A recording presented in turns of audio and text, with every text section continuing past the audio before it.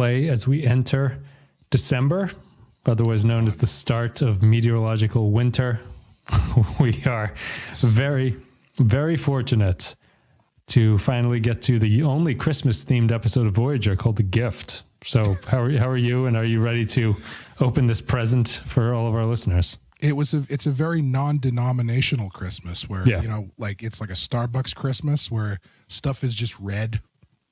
Yep. You get a red cup. I want to apologize at the start for my voice. I'm battling post-COVID laryngitis, so I'm going to do the best that I can. Clay was up all night delivering presents to all the good boys and girls in the world, and his throat is paying the price for it today.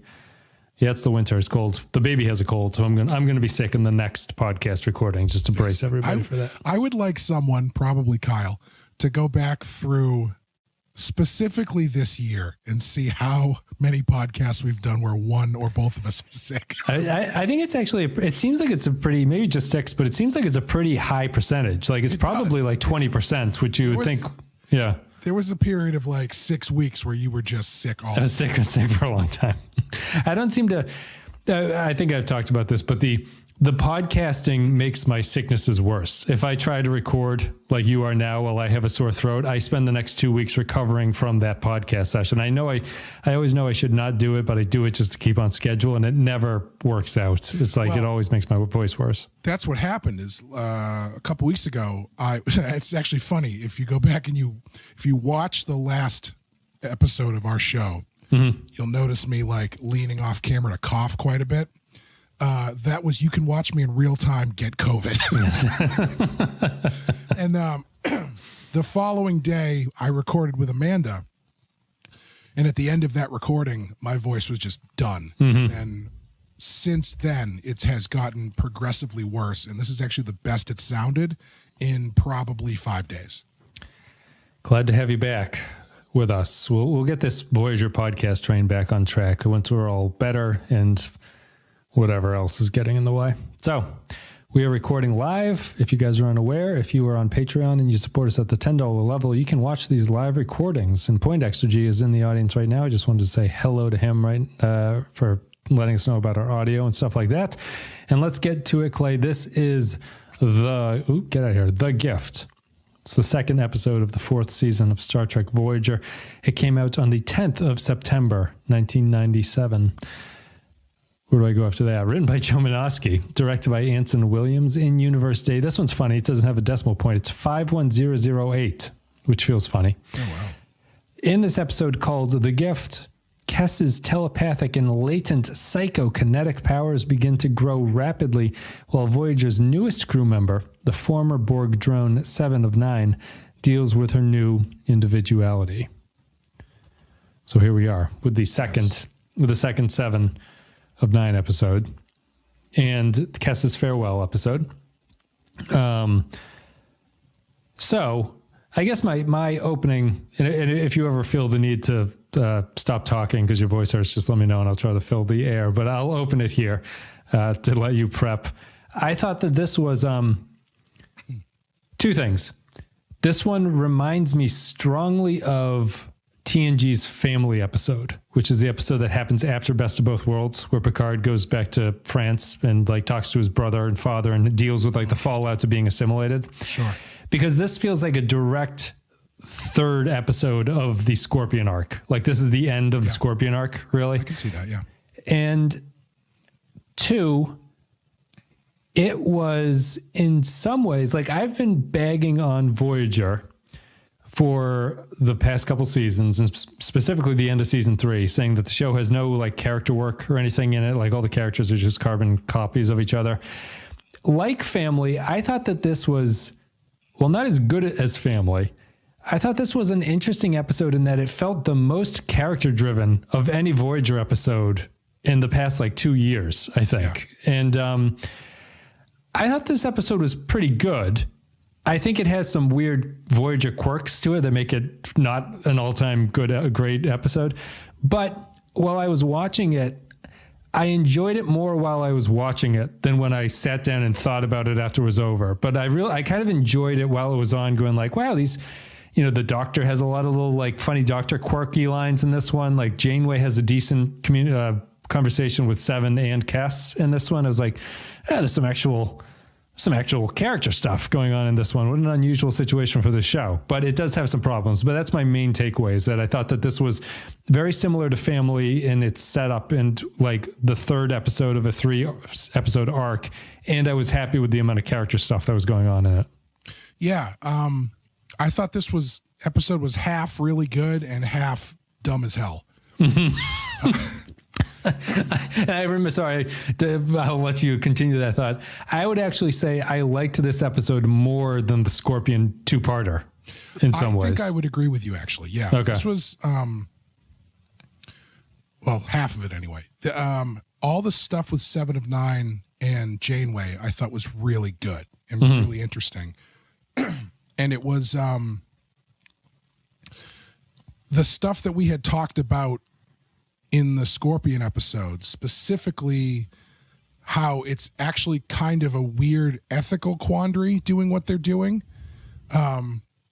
Just snatching a Borg and forcing it to become a human again. Yeah. They actually get into. They get into a lot of stuff that we complained that they didn't get into in Scorpion. They also get into the... not the least of which how they met the Borg. 20 years before the TNG crew did. Yes, right. They talk about that a little. They hint at it, at least. They acknowledge that it's there. Yeah, that was the other thing I was trying to remember. So that's the other thing I liked about it, is like from the Scorpion episodes, I was like, I would rather they have talked about these things. And this is the episode where they talk about it. So I do give them credit for at least getting to it, not dropping the ball. Yeah. I will say where it gets a little weird. Well, I don't know. Because I think them talking about it kind of sidesteps the weirdness for me, because Janeway's, I'm not sure where I'm supposed to come down on what's going on here, because I think in terms of the Janeway 7 disagreement. Yeah. Because, I think the traditional reading of what's going on is, of course, the Borg are bad. Of course, it is bad to be a Borg. So what Janeway is doing is right, regardless of what 7 of 9 thinks.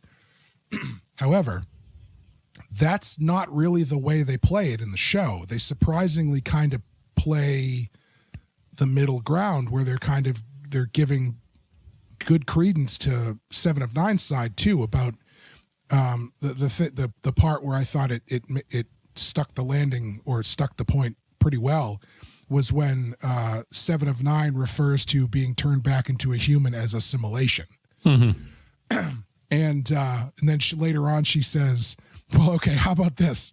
If you, what if I let you turn me back into a human, and then I say I want to be a Borg again, will you let me be a Borg? And Jim was like, no, of course not. Like, what are we doing here then? So I think they get into some pretty interesting stuff that isn't,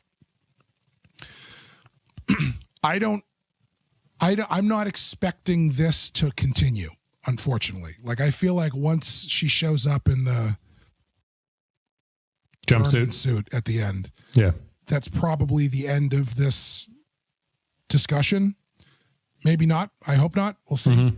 But I thought that stuff was really good. I thought it was, like you said, I think it was probably the best straight up character work they've done on the show in a long time, if not ever. Yeah. And unfortunately it was hampered by Cass getting poochied right out of the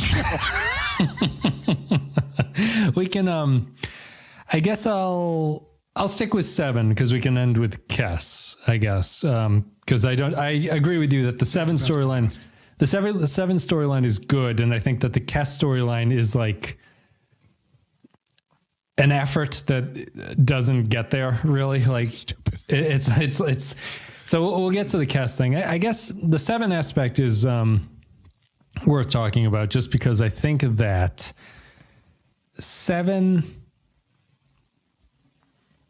I similarly thought the same thing about, like, I don't know if the show knows what it's doing with this debate between the two of them. And it kind of ties into my point in the second part of Scorpion, which is that I feel that the show, and maybe just like a lot of shows in general, would have a hard time breaking down what is the core disagreement here between the Borg collectivism versus Starfleet's quote unquote individuality thing that they're going on with. And you're like, this is tough to turn into like an abstraction or like a sci-fi concept. This is something that like is difficult to get across because it's impossible to understand what it means to be a Borg. So the metaphor gets a little bit tough to like internalize it in that way. But I thought that Janeway made one effective point, which is that when Seven wakes up, Janeway has an argument that's basically along the lines of like, without the voices being gone and the sort of like feeling a part of a larger unit that thinks cohesively and doesn't question anything, just kind of like there's like a strength in numbers type of idea to them, is probably the most effective analogy to like, if you're looking at the Borg as like a historical thing, that's the clearest analogy, I think, to the like communist Soviet style that the Borg are kind of set up as this like collectivist thing. So it's kind of the like, you know, it's always that sort of like the socialist argument is really just that like if you're all working together, there's like that movie My Perestroika where they talk about this a lot. Like people who lived through the Soviet era come out of it thinking like, you know, I understand it was bad, but at the same time, I miss the sort of like just someone telling me what to do. Like, this is your job. You just kind of do it. And it's like, now that I'm on my own, I don't really know what I'm supposed to do because I'd never had to think about it. And I thought that Seven's thing from there makes sense to me. I think when it gets a little bit more interesting, but also confusing, is when it moves to the point of that the Federation is basically kind of the same as the Borg and that they like assimilate people in the same way. And then you start getting into like, well, I don't really know what we're arguing about anymore. Like this has kind of turned into something I didn't really expect it to. And also that Janeway being told that kind of leads into the Kes story, which is that Janeway then, I think the implication is that Janeway decides that Kes has to decide what's best for her. So that's why she lets her go at the end. Like the Seven conversation seems to lead into the Kes thing, which is that you have to do what's right for you. And I was like, well, okay, I guess. So ultimately, I think that it comes down to, it's a lot of like interesting ideas that I never really feel like they cohesively have a single thing that they're talking about the entire time. It's a whole bunch of different points, which has both pluses and minuses. The pluses being there's a lot of interesting ideas, and the minuses being that I don't really know where I'm supposed to land by the end of it because I'm sort of even confused about what people are arguing about anymore. Yeah. I thought the Federation assimilating people thing actually did work in the context of the way it was being presented. Because it's coming from Seven, who desires to be a Borg the way that humans desire to remain human. And as far as she's concerned, what they're doing to her is no different than what the Borg do to the humans. Whether or not that is actively true in like a larger sense is definitely, you know, debatable. But from her at that moment, that's, you know, it feels no difference. Like if I was going to if I was her and I was trying to make an argument with Janeway, I would probably say the same thing. Do you think that Janeway is swayed by the argument? I get the impression Janeway is swayed by the argument. I probably, you know what I think is missing a little bit from this episode is she never talks about this, unless I'm misremembering. She doesn't really have a scene where she kind of sits with this stuff and talks about it with anybody else. Janeway. Yeah. Like there's not really a scene where she and like Chakotay talk about this at all. And she kind of like mulls it over. Yeah. And I think that's where the muddiness comes because Janeway her intentions episode to episode are so wild. Wild. Yeah, they are wild. Yeah. It's kind of tough to tell where she's coming from in doing this at all. No, that's what I was thinking. I was comparing her to Picard watching this, going like, I never had a real sense of confusion as to where Picard stood on things. You know, like I can tell where he's supposed to come from, but it's what you're saying that Janeway is so ethically sort of all over the place and like what she considers to be the right thing to do.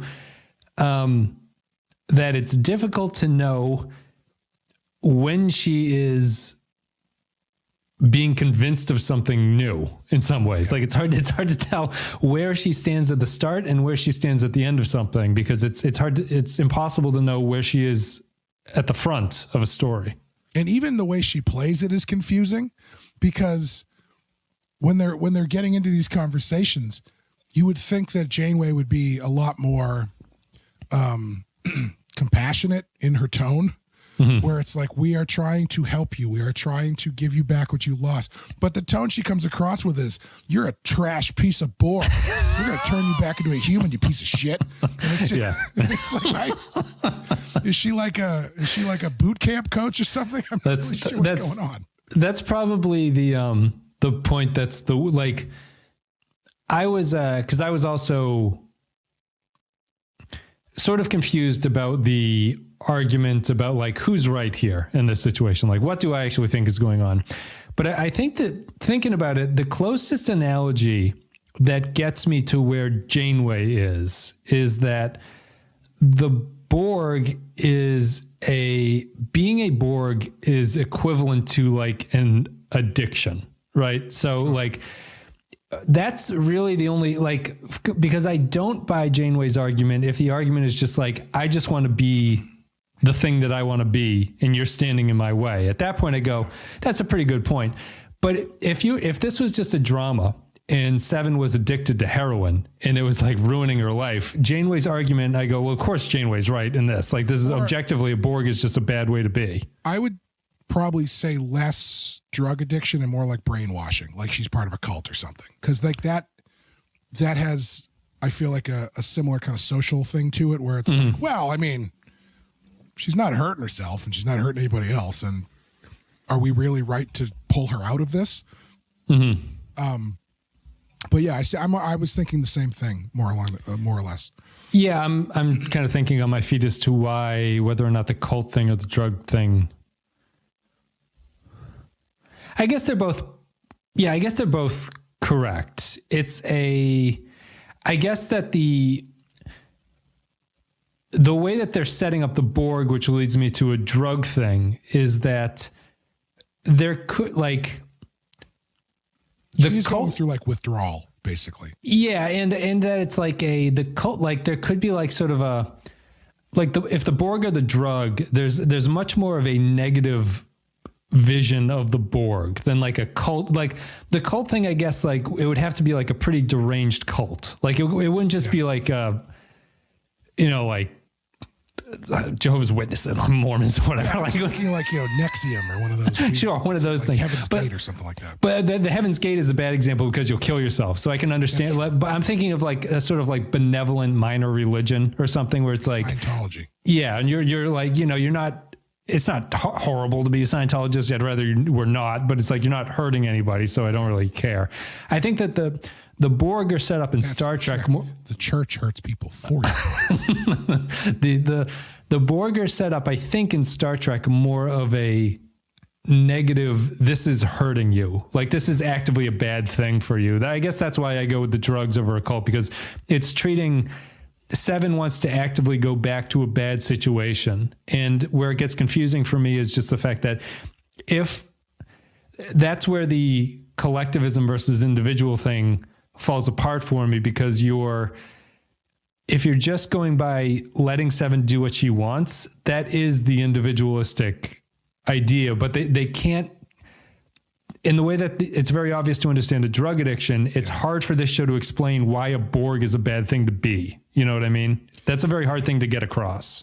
Yeah, because you end up in this kind of Ouroboros of explaining, like internal logic, because it's like, okay, we want you to be your own person. Great. I want to be a Borg. It's like, okay, well, you're only saying that because you are a Borg. You are under Borg control. Yes, the idea is to eliminate that. So you can be a human. Okay, so if you make me a human and then I want to be a Borg, I can do this. Like, well, no, because you're only saying that now because you're a Borg. Yeah. No, it is exactly that. And it stumbles a little bit there just because of the difficulty of the metaphor. Yeah, I honestly don't mind it that much, because I do think it makes it really interesting to think about. You know, I don't really know if they need to come down specifically on a side necessarily.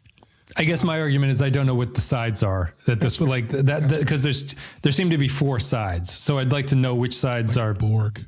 Or like a cube. That's what this is. This is 8. It's like a flat board cube. That's the only thing. Like if it had chosen one of those paths and they argued it effectively, I go, that's fine. But it seems like they switch it halfway through the episode. Yeah. Quick Scientology story. Mm-hmm. I was in California earlier this year, and I was walking with a friend of mine, and we walked by a building with a big bay window in front, like a big window. Mm-hmm. That was a Scientology building, but I didn't know that at the moment. And then I turned and I looked through the window and I said, "What's that place?" And my friend said, "That's a Scientology building." And as soon as I turned and looked, there was like 4 or 5 people in the foyer of this building just minding their own business. As soon as I turned and looked through the window, all 5 of them at the same time popped their heads up and looked at me out through the window and then waved. It was the creepiest thing I've ever experienced. They sensed your Eidolon levels. To say, I signed up. Yes. Get ready for a very exciting post-show, people. We have some literature we'd like to read you. Some theta readings later. So the rest of it is Seven getting her Borg pieces taken off. I thought this was a good Doctor episode. There's a lot of funny Doctor lines in it. I can't think of any particularly, but I liked his at the end, he's just like, "I've stimulated your hair follicles, and that makes me very jealous." That was good, yeah. I was glad they brought that up because when they showed her at the end, I was like, "What the fuck? Come on!" I was honestly hoping her transition was going to take more than one episode because I think there's more story you can get out of that. And I agree with you. With the Star Trek, it can't do it. It's just it's a 3-episode thing. Yeah, I mean, maybe they keep it personality-wise. Maybe she's still personality-wise is still struggling, which I think would be really good. And she becomes that character I talk about all the time that I really like, which is the villain who is brought into the fold on the good guy's side, but you're never sure whether or not they're going to turn on you. Yeah. Seems to be the intent at this point. We'll see where it goes. Although I did not like the final line of dialogue, which seems to betray that, which is like, "I need to keep you in here until I can trust you." And she goes, "I won't ever do that again." I wanted something a little bit better than that. I went back and I watched the last scene with her before that, where it's the 2 of them and she's looking at the picture of herself and stuff. Yeah. Because I thought I missed something. Because she went from, "Get that little kid away from me, I don't know what's going on here," to, "Yes, I'll never do anything bad ever again." And it was like, I would have preferred a more vague answer from Seven. I think that's the only way that makes sense. Yeah, definitely. Is this horrible to listen to, by the way? It sounds okay. It sounds a little bit crinkly, but I think things will be fine. Do I sound like a lost Baldwin brother? Did we see Seven in her? I'm sorry. I did the other day. I was trying to talk and get my, see if I could get things back. And I realized that my normal speaking voice was basically my Rick Berman voice. And it was very strange for a little bit. Well, speaking of Berman, we see Seven in her cat suit at the end of this episode. I don't have any... Jerry, hear me out. What if we shoot it from the back for the first shot and we just get all of it? Sorry, this is making Berman sound even creepier. Berman's getting a little... Just a slow push in, right on those cheeks. Push in, pull out. Do you think... I don't have any... Sure the doctor says he designed this suit this way on purpose. Do you... Seven looking this way is the way that Seven looks to me. Like it's kind of like a cost. It's just like the thing that she is. So I have a very hard time, sort of on my own coming up with an argument against her cat suit because it seems like it's just the thing that she wears. Yeah. But Ron Moore had an interview that I thought was pretty interesting. It's just like the opening paragraph here is, how can you really take her seriously in this getup? If you want a positive future where we wear our sexuality on our sleeves, where it's very open and no one is put off by people being very sexual, that's great. That's very much in tune with how Gene Roddenberry saw the future. The rest of Voyager is not like that. Nobody walks around with an outfit like that on the ship. You don't go down the corridor and see some woman strolling by in a bikini on her way to the holodeck, which would be perfectly plausible. If you're really going to have the holodeck and you're going to have these beach parties down there, every once in a while you should see somebody just strolling to the beach doing their thing, guys in Speedos or whatever. And I thought that's a really good point, is that it's not... He goes on a little bit more to talk about like how Voyager would have made sense this way, in that like the concept of the show would have started having people sort of act more naturalistic on the ship because they're no longer within the confines of the Federation. And he's arguing that people would start wearing more casual clothing and stuff. And this makes sense. I do like his point that the problem with Seven is that she's the only one that does it. That's the reason that it's actually a problem. Yeah. Well, honestly, I think it would be less of a problem if she chose it. Because it's given to her by the Doctor. And it's like, you know, I don't know. It's kind of weird. But like if she was, if part of her turning back into a human was she is choosing to wear something provocative and form-fitting, and everyone else is kind of like, I mean, all right. You know, like that, like that's more interesting. But that, you know, there's always someone in a cat suit on Star Trek and no one ever talks about it. Yeah, because it's not like her Borg outfit or Jinko jeans or anything. It's a pretty tight fitting Borg outfit too. Yeah. I will say this episode, I think Star Trek, amazingly, even going back to the original series, does a pretty good job of avoiding really cliche feeling like 50s sci-fi stuff, like goofy shit. Mm-hmm. Even when they get goofy on this show, it tends to be fairly unique. But I thought this episode really started swinging towards like 50s cheesy sci-fi with her jumpsuit, which feels like right out of Buck Rogers or something. Yeah, yeah. And also Kes just having these moments where she's like, my telekinesis is coming online. I feel like I've found a new dimension that I can tap into with my brain. And it's like, oh. Like it feels so cheesy. Yeah. We can go to Kes then. Or did you have anything else you want to say about Seven? I thought that I didn't like, or I thought that Ryan's performance in the Scorpion two-parter was not great. I think she's better here, actually. I thought this was a better performance. Yeah. I think she's better, and it makes more sense to play it this way because she's in the process of becoming human. Correct, right. I think in Scorpion, she should have been a little bit more drone-like, robotic, but I think she gets it pretty good here. Yeah, I would agree. So it was maybe just a misplay of the Scorpion arc. Sorry, anything else about Seven, or do you want to go to Kes?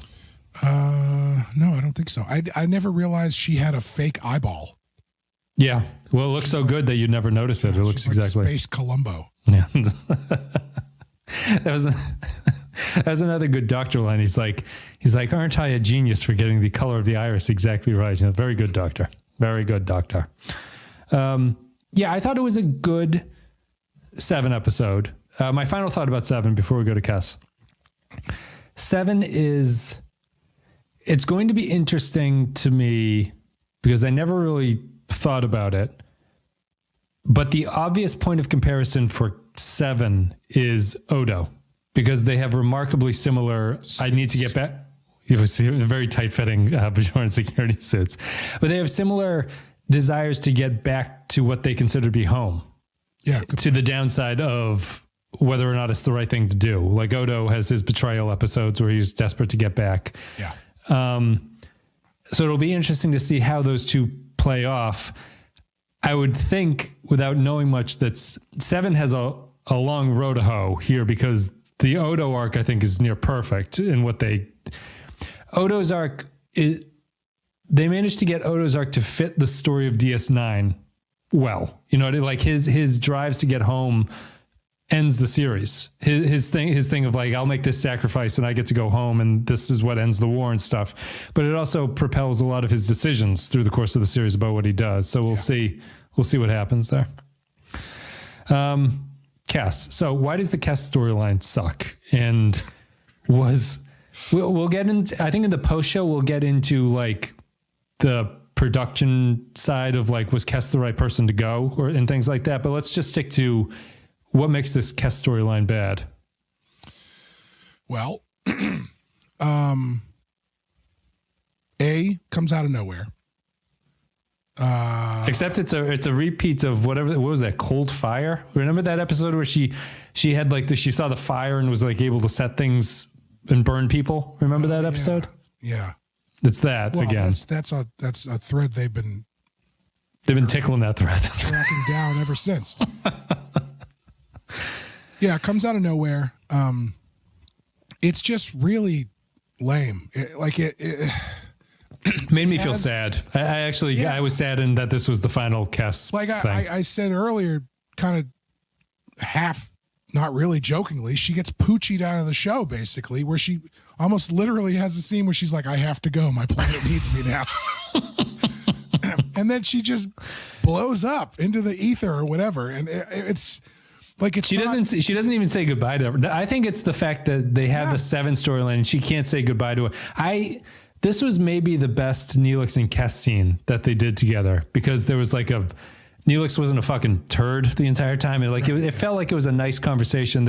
I think it's the first time they've talked about their breakup since it happened. So it's like, all right, it has to happen here. But I don't know how you have a farewell to a character and she doesn't talk to literally everybody on the ship and say goodbye at some point. I think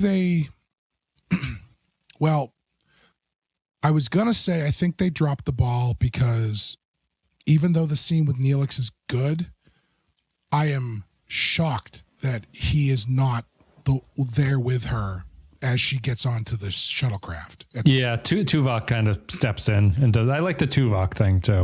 So I was thinking about the Tuvok thing. Like, all right, makes sense because I don't know, they did whatever. But shouldn't it be Tom? I think Tuvok makes more sense. Tuvok's been her mentor through the series in a way that Paris is just kind of like a relationship in an alternate reality that doesn't, Yeah, I guess I was thinking like, well, first of all, he has nothing to do in the episode. He looks concerned when they say that Kes is leaving. Yeah. He's like on the thing, and then they said Kes is leaving, and he just goes, buh. That's all he does. But like, I don't know. I feel like especially when you have this alternate reality that is supposedly the actual timeline they're going down, where these two end up married. Yes.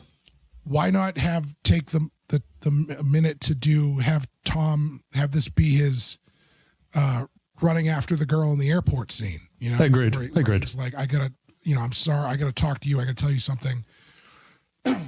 Third reason it sucks is it's not in service of anything. Like she yeets them 900,000 light years or whatever, but it's not like there's no problem in the episode that is solved by what Kes does. Yeah. She sort of is a problem because every time she starts to phase out, it breaks up the ship or something. Listen, these are some of the best explosions in the background. Yeah. Shit, that looked great. I don't know what they put a lot of money into those explosions down the hallway. No, fire budget. Yeah, I completely agree. What's interesting is the production side of it was that the original idea was that Kes's powers are supposed to manifest in this way, and the ethical dilemma is that they actually have to like abandon her. It's not a choice that she wants to go. It's that she's too dangerous to the entire ship, so they have to just leave her behind. Jesus, that is definitely a choice Janeway would make. But that gives you. That's a decision within the Kes storyline, because there's no decision that's made in this besides like, I just should go. And they go, yeah, you should go. And then she leaves. Yeah. I think what probably might have made more sense, but maybe would have been the more conventional way to go was this is how Scorpion Part 2 should end, is the Kes's thing should probably start manifesting itself in the first half. Mm-hmm. And then in the second half, when they are at their most dire point, Cass sends them 900,000 light years with 7 on the ship. So now, you know what, like that kind of, so I feel like in that way she can be a benefit to the crew and save them. Yeah. As opposed to just getting Tasha Yard, basically. I mean, I don't really know. I guess Tasha's death is probably still worse, but this is pretty close. It's pretty dumb. It does feel like it's just they have to get her off the show somehow, and this is the only way that they can do it, and it has a kind of brutal efficiency in that way. But I really think to me the mistake that's made is that it's one of those things of like they just gave a little bit too much. I feel that you can delay the 7 storyline a little bit. You can just have that be the B plot, but have it be 5 minutes of B plot in this episode where it's like we're working on 7. If this episode ends with 7 and Janeway butting heads, right, that's fine. Yeah, you got 25 episodes in the season, guys.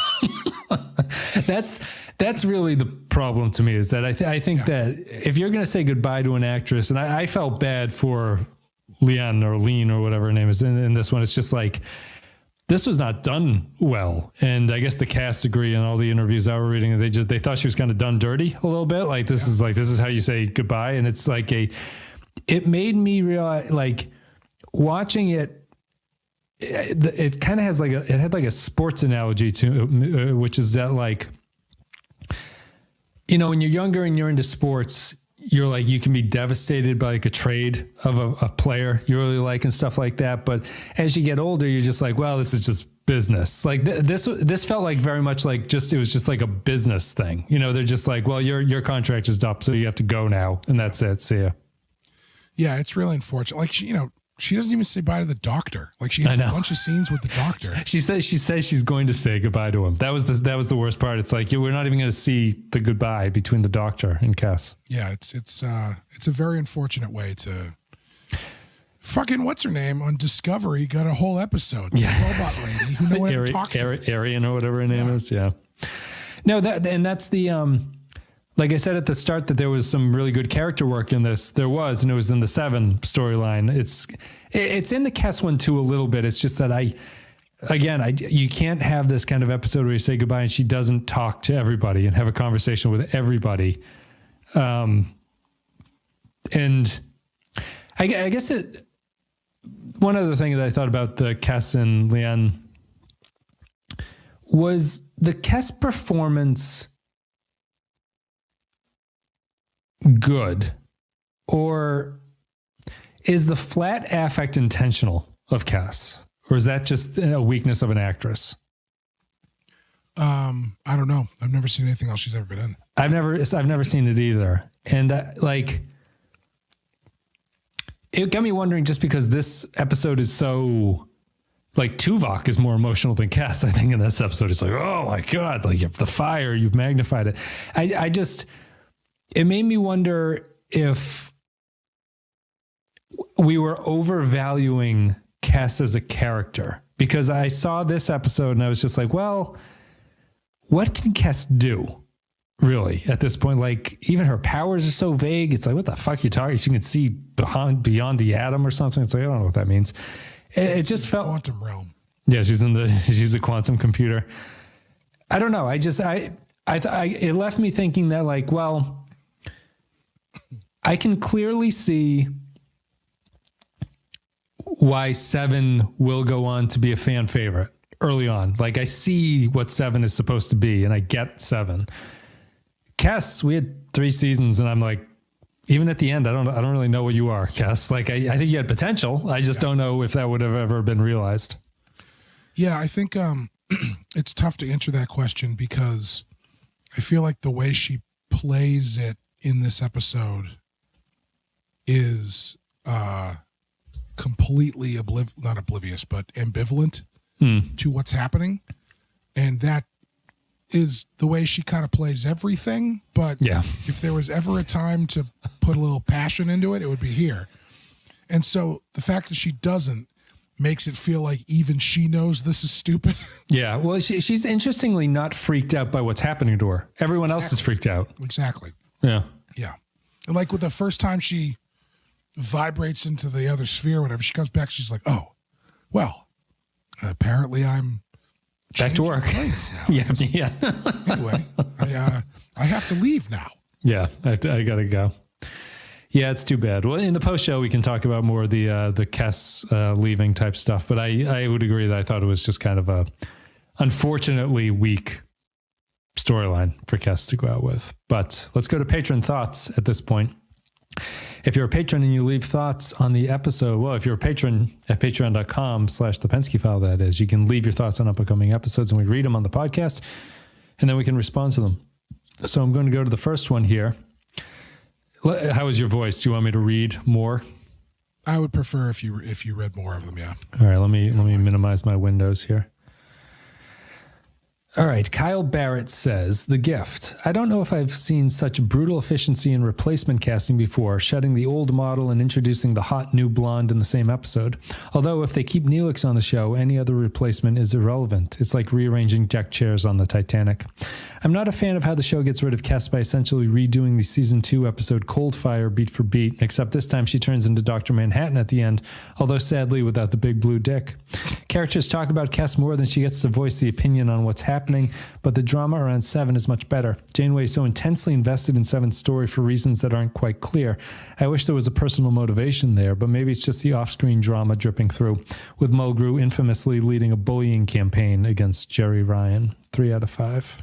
That's the other thing that's tough is that what Janeway is doing to Seven does not seem to have any sort of personal reason behind it. Like... Yeah, she's very intense for very little reason. Yeah. After Best of Both Worlds, every time the Borg come up with Picard, he's got a chip on his shoulder about it.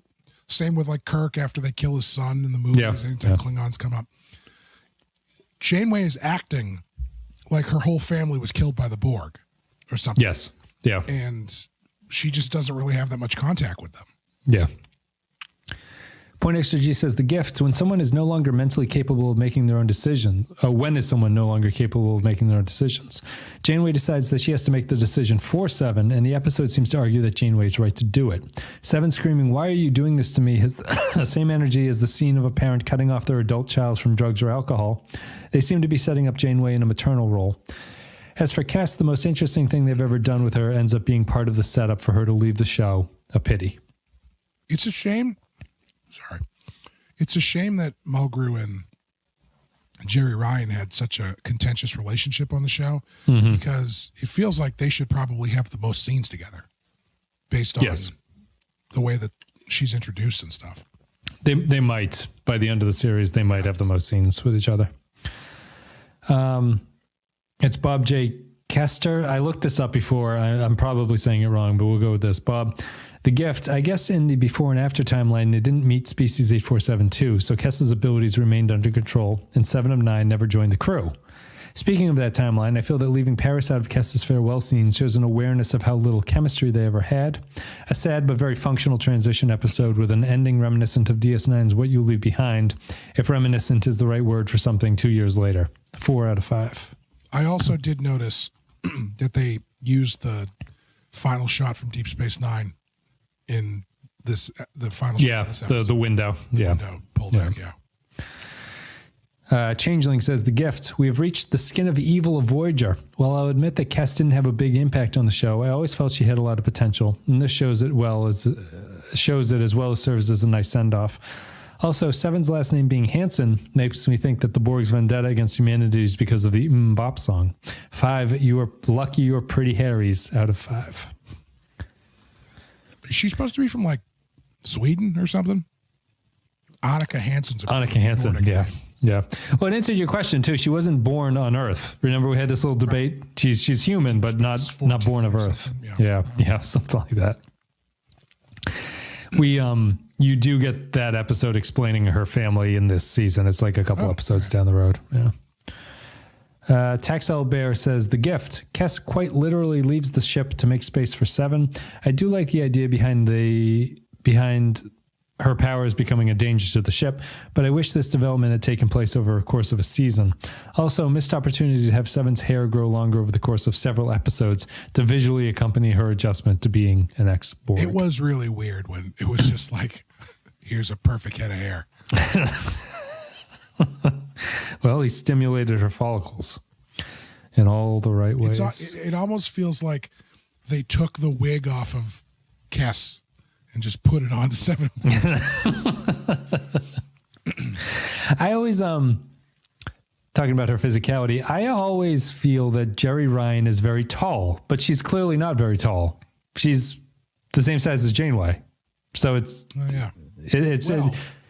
funny enough, one of the things I said in one of the Scorpions episodes was the Scorpions episode, the Wind of Change episode. Yeah, they're going to feed her well. I was glad they didn't put her in heels as a Borg.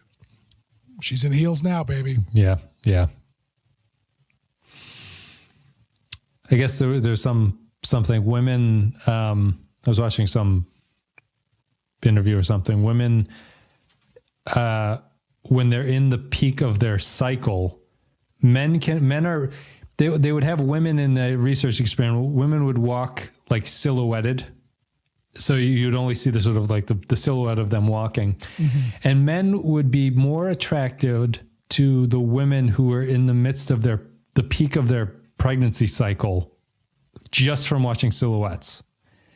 And heels are apparently the thing that mimics that aspect, obviously. Like there's something that women do when they walk where the heels kind of mimic that. Obviously the heels make your legs pop and ass like pop. Science from like 1952. All things are cyclical. But I thought that was interesting, that men can just, they were innately identifying that through just like the way people walk. Jonas, is Jonas the next comment? Is it because all the ones who are at the more flushing out period were just like hunched over, grabbing their back, so they weren't? Yeah, you can see the tampon string, and that's immediately just that's something you're not interested in. We know nothing about women. I'm sorry. Jonas says The Gift. Good, if pretty heavy-handed in its American individualist propaganda. 3 Borg babes out of 5. Not just American, that's a Western value. Jaron Hatch says The Gift. As far as blatant character replacement episodes go, it's probably as good as it could possibly be. Kessa's exit from the show is surprisingly serviceable. Serviceable, that is, if you're limited to the B story of a single episode to do it in.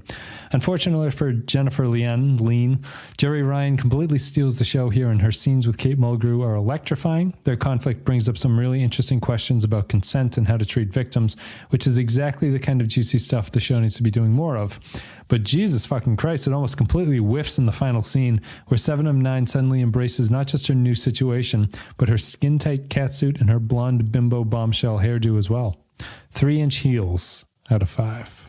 Like, honestly, that final shot, I feel, does, intentionally or unintentionally, support Seven's outlook on what's going on. Because they slap a catsuit on her, give her this, basically turn her into like a Stepford wife. Yep. And Janeway's like, "You're not going to misbehave again, are you?" And she's like, "No, mistress." It isn't really that different than where she came from. Yeah. It would have been better if she had chose it, right? Yeah. It just has to be a 7 thing. You can honestly just like, I was wearing that as a Borg. I feel more comfortable doing it. It's like, yeah, whatever. It's fine. They get around, boy, they really don't want to embrace this idea of Voyager changing on its way home. They immediately start getting rid of all the Borg modifications for no particularly good reason, because they're like, they don't work. They don't work the same way. We'll get rid of everything. I liked the ship when it was half Borgified. It's kind of cool looking. It's like, just leave it that way. It makes sense. You've got a ship. You're going to be using duct tape and super glue to keep it together. You're going to be taking on stuff. And it's a cool idea. It just felt so artificial because in Scorpion Part 2, the reason they were able to like keep up with the cube or something was because of the Borg modifications. But in this one, it just cuts to Torres going like, they're all fucking up. We got to get rid of them. It's like, well, why? Like that doesn't make any sense. I would have kept it. Doesn't make a lot of sense to get rid of them. Malo Perverso says the gift. I guess the gift was that Kes left the series, or maybe that Seven joined it. I guess a combination of both. Spoiler alert, Kes will return one more time. But how much do I want to read here? I did know she returns one more time. She'll return one more time in the 6th episode. In the 6th season, sorry. The 6th season. A non sequitur question about Seven. Forgot a pen or something? Yeah. I forget the reason why, but she does come back. In the background getting her final check from Rick. All the residuals in this episode. A non sequitur question about 7 of 9. Do we know if her Borg voice was altered, amplified for the show? Does she have a Borg voice, or is it just me that finds it rather peculiar? Because in my opinion, Jerry Ryan's 7 has a much softer as well as feminine sounding voice when not playing 7. Oh, I think it's just her voice. Right? She's just talking. I wouldn't even call that a Borg voice. Projecting. They should have given her a Borg voice in Scorpion. She should have spoke with that multi voice thing that they do. Sorry, let me find this next one. Matthew Ross says, from the opening with the crowd around 7 and throughout with the discussion of humanity, you do have to wonder about the trauma. You do have to wonder of the trauma ripping or other deprogramming someone from a cult, or just another way of thinking. One question, why pull off the Borg stuff except for the crap clogging the engine? So here we go, we're getting to the points now. As to the Kes goodbye, for a character exit, it's way better than Yar, and it was actually ably done. I think the debates and empathy that Janeway shows also shows great acting range, considering Mulgrew did not like Jerry Ryan. The arrogance of the Doctor versus everyone was pretty humorous too. 4 Potsies from Happy Days as director out of 5. Oh, no kidding. Is it really?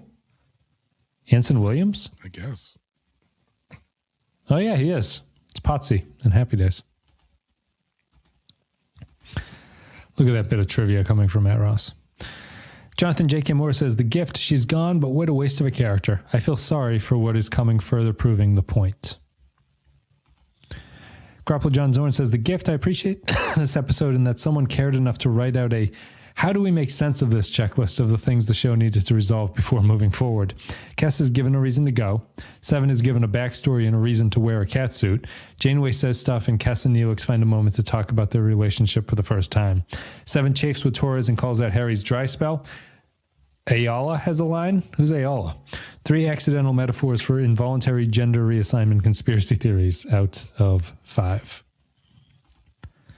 Norman Buckwald says, the gift, it looks like for a while when season 3 was in a creative downfall, something got in the writer's room to function a little bit better, and the ending of season 3 and the beginning of season 4 work better. That and writer veteran Joe Menosky was given a task with how to conclude Kes's story, if only it really was, and introduce 7 on her path to individual was a tall order. I think that he met well. We had 2 A stories, really, and they both worked nicely and at times included both characters in the plot. By concluding Kes with her giving them a 10-year push and beyond Borg space, it was brilliant. Yes, it would have been nice to have a season of this, but obviously episodic mentality of the producers was not going to allow it. 5 Ocampan pushes without turning into salamanders to home out of 5. Really making Neelix extra useless here. Yeah, well, because he's well out of his Wikipedia zone of knowledge. Yeah. Yeah, we'll see we'll see how this is accomplished. But like if he ever brings up the fact that he doesn't know anything. I did like, for all of the Kes story's bad stuff, her final line of "this is my gift to you" and pushing them that far, I was like, that's like a very nice Voyager thing. Like it is what has to happen. I thought that it was clever enough. I just wish, I know it's the concept of the show, but I wish there had been some discussion or something about, like, I know that the warp drive is fucked up, and do they ever have a scene when they're trying to get the warp drive going where they're just like, if we can't get this going, we're never getting home. Like there's nothing like that where it brings up the distance to home as a refreshing it as a crucial plot point. Yeah. So it would have been nice if it was like, something was fucked with the ship that was stranding them or whatever. And so then when she launches them in, it's like, oh shit, yeah, she saved us a hell of a shortcut she gave us there, Waze. Yeah, I'm a bit stuck. Like there is so like the reason that she gets pushed is it's her gift that it cuts off 10 years off the voyage, right? It's also because they specifically say to get them out of Borg space, right? And the problem here is a real Voyager problem in that as we talked about, the concept of their distance is meaningless because we have more Borg episodes coming up. It's like there is no ability to escape stuff. And there are examples that I can think of them. I'm not going to tell you, but we're going to run into species that we've run into on Voyager already. Like, and they were so far from where they should be that it's difficult to sort of reconcile how this is happening. But it's that kind of a thing. They're even running out of ideas within their own show. Because the 10-year thing on a normal show, that's a great creative kick in the pants, right? It's like we just abandon everything and we got whole new stuff out here that we can get to. They launched fucking Discovery 300 years in the future. And they seem to make something out of it, I think. Yeah, I don't remember anything about that, but I guess they do. We have to cover the final episode of Discovery. I'll buy 1 month of Paramount Plus just for that. You see, Apple and Paramount are in discussions to merge with each other. Really? Apple TV. Like the whole parent companies, like is Apple going to buy Paramount? No, just the streaming services. Yeah. So I think they're going to. The discussion was to bundle them together for cheaper than it would be to get both of them on their own, to sort of do like a revenue share thing. Like that. I did the I forget which one of our patrons on Discord mentioned it, but they were doing a Black Friday thing where you could get 3 months of Paramount Plus and Showtime. Yeah. For like $3.50 a month or something. Yeah. And so I grabbed that because I wanted to watch that new Nathan Fielder show. Mm-hmm. And as well as I wanted to catch up on a couple of I wanted to see the crossover episode on Strange New Worlds with Lower Decks. Oh, okay. Yeah. Have you watched that yet? Yeah, I thought it was pretty good. I really enjoyed it. To check it out. Yeah, we'll get Paramount for the final episode of Discovery, which is coming up at some point. A Latte Librarian says, The Gift, swapping 7 for Kes is a good move for the series, but Kes's plotline feels forced and dumb. I can't help but wonder how hard it is to be an actor in a hostile work environment. It's not like you can put headphones on and ignore your coworkers like you can with some jobs. I feel for Jerry Ryan. 2.5 light years out of 10. Out of 10 or 5?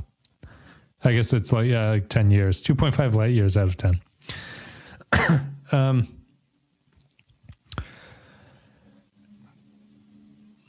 Yeah, we'll probably get more into it. We'll save some of the anti-Jerry Ryan stuff for later when I can do a little bit of reading about it. Artorius says, The Gift. Is The Gift 7 of 9, the ship jumping 10,000 light years out of Borg space, Kes's powers and leaving, or 7 of 9's humanity being returned to her, or no, Harry's vote doesn't count, that drooling simp who won't be getting any anyway? Janeway offers 7 of 9 the chance to be a human, i.e. the gift of free will denied her by the Borg. But Janeway will make the decisions for 7 until she feels she is human. And what is Janeway's benchmark for this? It begs the question, is this truly liberation, or one slave master exchanged for another? 3 very rushed and poorly crafted action scenes out of 5. Hey, it had great explosions. How dare you? That's all you need. Enterprise knew this. Mm-hmm. Yeah. We'll see if they... The thing is, we'll see if they get more into this 7 thing. My idea, like this, specifically this idea about like one slave master for another, I'm scared that they won't, and we'll just never have to finish the conversation about it, if that makes sense. I'm not expecting them to. I hope they do, but yeah, I won't be shocked if they don't. Yeah. Is that it? That's it. Thanks, everybody, for leaving your thoughts about The Gift on patreon.com/the Pensky File. That's where you can go and you get a whole bunch of episodes, all that stuff. 200 plus podcasts over on patreon.com/the Pensky File, and you can leave your thoughts about upcoming episodes. Watch the live streams, get access to the Discord, blah, blah, blah. All All right, Clay, this is I almost called it the Raven. This is the Gift. Raven's coming up later. This is the Gift. On a scale of 1 to 5, what are you going to give this? This would be a 5 for me if it wasn't for the cat stuff. So I'm going to give it a 4, I think. I think this is it's either a 3 or a 4 for me, really. I did like it. I think this one is borderline showable to other people. It's like I think it's a weak 4. I'll give it a 4 too. I'll say it's a weak 4. It's like the cat stuff just is not particularly great, and it's like it's a.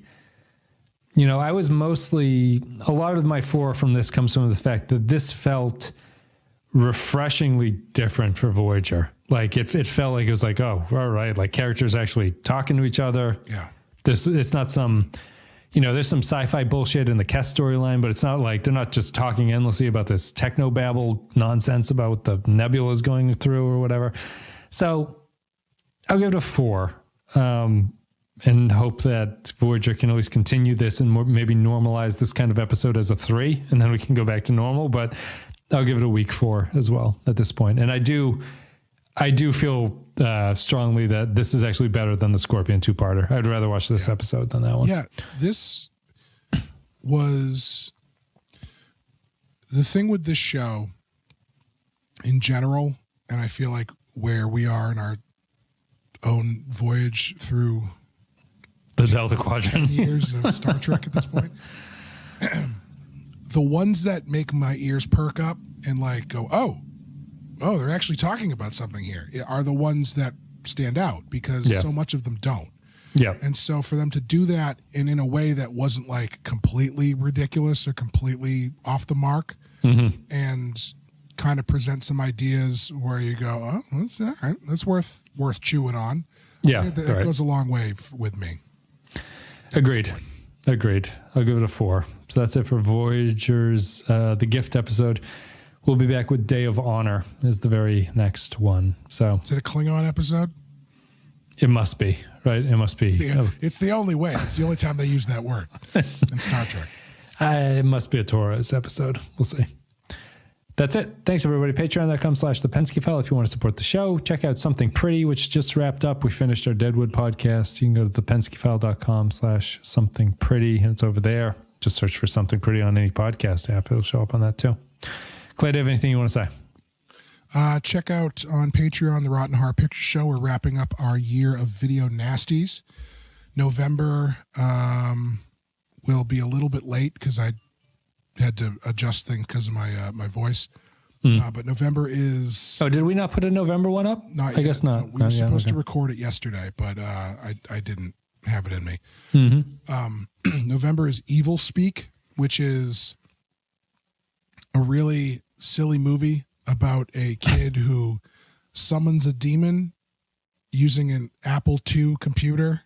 Nice. While at military school. Yep. And it's the kind of movie where if you've watched the other movies on our list this year or are aware of the Video Nasties list, you really, about halfway through the movie, go, how is this a Video Nasty? This is the silliest shit I've ever watched in my life. And then the last like half hour happens and you kind of go, okay, I get it now. Got it. I don't know if it deserves to be on the same list as like Last House on the Left or I Spit on Your Grave or Cannibal Holocaust. Yeah. But there are things in it that given the time it came out, I can understand a big reaction to it because it's a lot of